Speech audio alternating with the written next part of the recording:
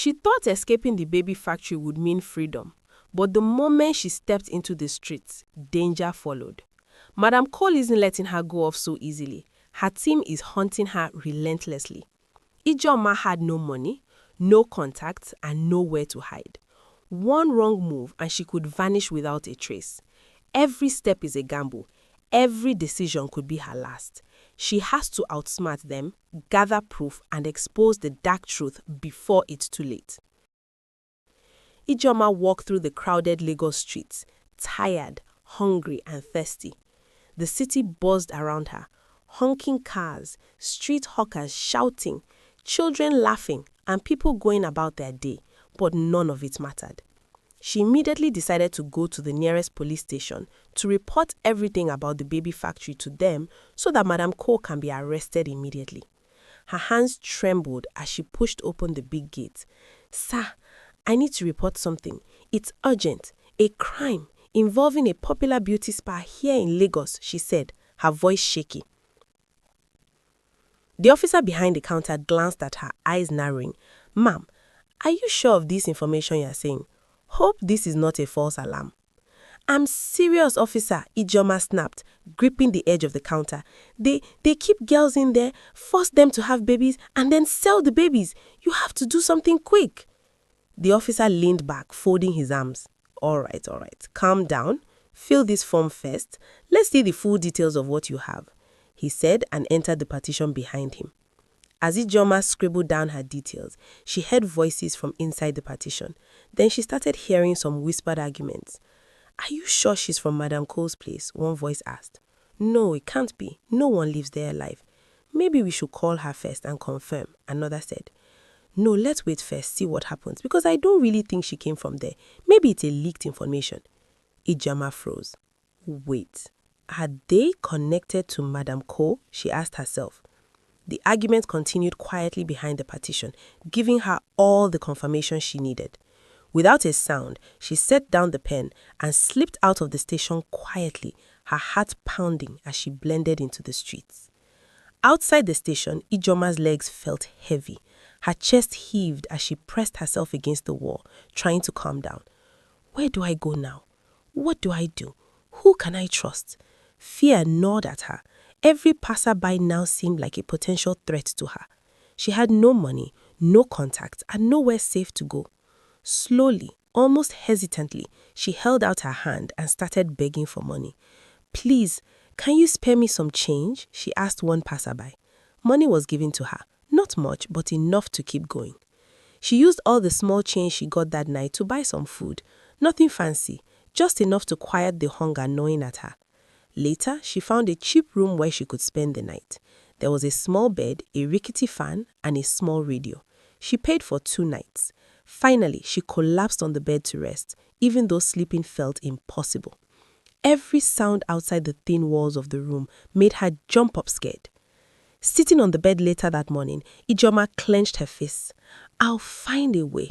I have to, or no one else will." She stared at the cracked wall, her mind forming a plan. She didn't really have a plan on what next to do, so she started thinking.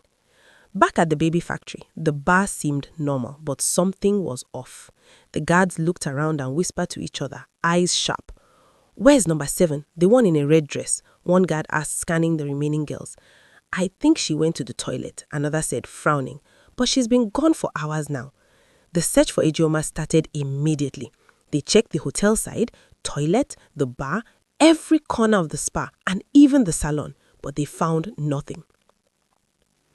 Madam Cole said with urgency. She looked calm, but her eyes were sharp, slicing through the fear in the room. The CCTV footage showed Ijoma going to the toilet, changing into a staff uniform, moving through the service areas, blending in with staff, and then disappearing into the shadows at the car park. The guards replayed the video over and over, but there was no trace beyond that point because Ijoma hid in the shadows at the blind spot of the cameras. Madam Cole's team mobilized fast. Men were sent to search the car parks and the nearby streets outside the building. Security cars patrolled and everyone on edge. The girls inside felt it too. The tension was thick, like a storm about to break. Inside, Whispers floated through the compound. Some girls looked at each other, fear in their eyes. Others just kept their heads down, silent. When Nurse Agnes heard the news that Ijeoma had escaped, she was happy that their plan had worked, but she didn't expose her happiness. Madame Cole looked calm, but deep down she was scared. Someone had slipped through their fingers. Someone had managed to get away, and she had a feeling that Ijeoma would likely expose them. And though she didn't know exactly where Ijeoma was, the hunt had begun, and the factory would not rest until they found her. Ijeoma walked through the streets, her heart pounding with every step. She kept glancing over her shoulder, imagining guards or men sent by Madame Cole around every corner. The city that had once seemed ordinary now felt like a maze of danger. She stopped at a small intersection and thought, the police can't really help because most of them are connected to her. I need another way before it's too late. She went back to the small room she rented and sat down there thinking. She later switched on a nearby radio, hoping for distraction, but it became a lifeline. Voices filled the room as she listened to the news, stories, and people talking about injustices. She listened carefully, and one station caught her attention. She noted the name and where it was located, tucking it into her mind. The next morning, she made her way to the radio station, walking slowly and asking the people around for directions, and also begging for transport money. When she finally got there, she entered the reception. "Excuse me, I need to speak to someone. It's very important, please," she said, voice barely above a whisper. The receptionist looked her up and down, frowning. "Do you have any appointment with the person here? Or are you asking for money? Who even allowed you in?" Yes, I have no money, but this is serious. People are being hurt and forced. I have proof." The receptionist hesitated, then nodded reluctantly. "Wait here. I'll see if there's someone that can talk to you."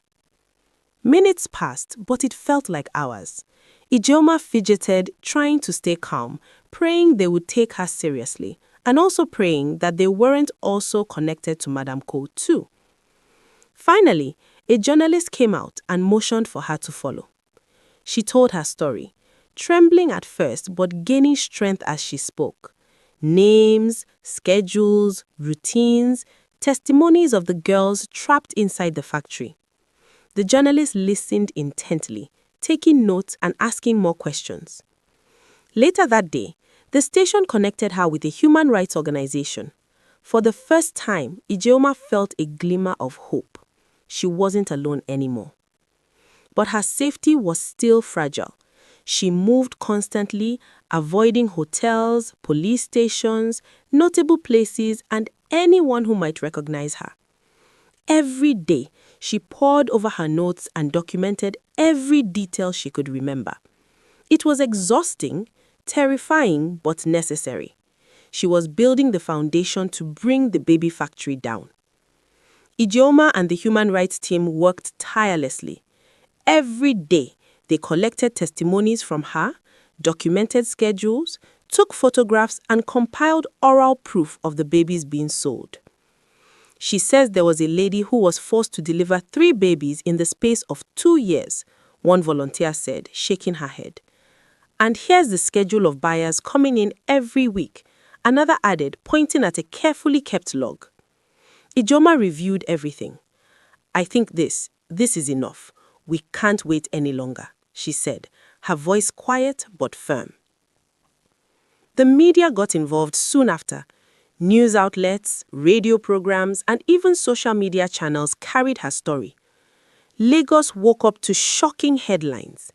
A popular beauty spa with a hidden baby factory, girls trapped and babies sold, a real-life baby factory with a lot of baby producers. People called the stations in outrage. Protests started to form. Questions were fired at officials, and the public demanded answers. Back at the factory, security was in chaos. Guards and staff scrambled trying to cover tracks, but every move was too little, too late. The news had already spread. The world was watching. Ijeoma watched from a safe location given to her by the human rights, feeling a mix of exhaustion and cautious relief. The factory was finally exposed and the first steps towards justice were in motion. One morning, the factory was finally raided. Police and human rights teams moved in. They secured the gates, gathered everyone working in the spa, bar, and hotel, and brought the babies and girls, both pregnant and otherwise, safely out. Most of the staff working outside had no idea anything like this was happening behind the building. Madam Ko and her team were arrested on the spot, handcuffed and shocked, along with everyone involved in running the operation. All of them were taken to the station for questioning, including Nurse Agnes. Once the building was completely cleared, it was demolished a few days later. That's when the grim reality came to light. Remains of people, including Kemi, were discovered buried within the compound. Some babies were traced and returned to the girls, but others were never found. The scale of the horror hit Ijeoma in waves, and a deep silence fell over the site as everyone absorbed the truth. Investigations continued, and as authorities combed through the rubble, shocking connections began to surface. Buyers and influential people linked to the factory were traced and arrested. The operation had been far bigger than anyone imagined, and the nightmare that had trapped so many girls was finally unraveled. As investigations deepened, a shocking revelation came to light. Madam Ko was not the real owner of the baby factory. She was only a manager. The real owners of the factory were top politicians, religious leaders, and other powerful figures. Their influence explained why the operation had gone unnoticed for so long and why certain officials had been protecting it. By the end of everything, it was clear that justice had finally reached the heart of the operation. The girls were freed, the factory demolished, and the network of corruption partially unveiled. Ijeoma stood, exhausted and shaking. Lives had been saved, and the truth had been brought into the light.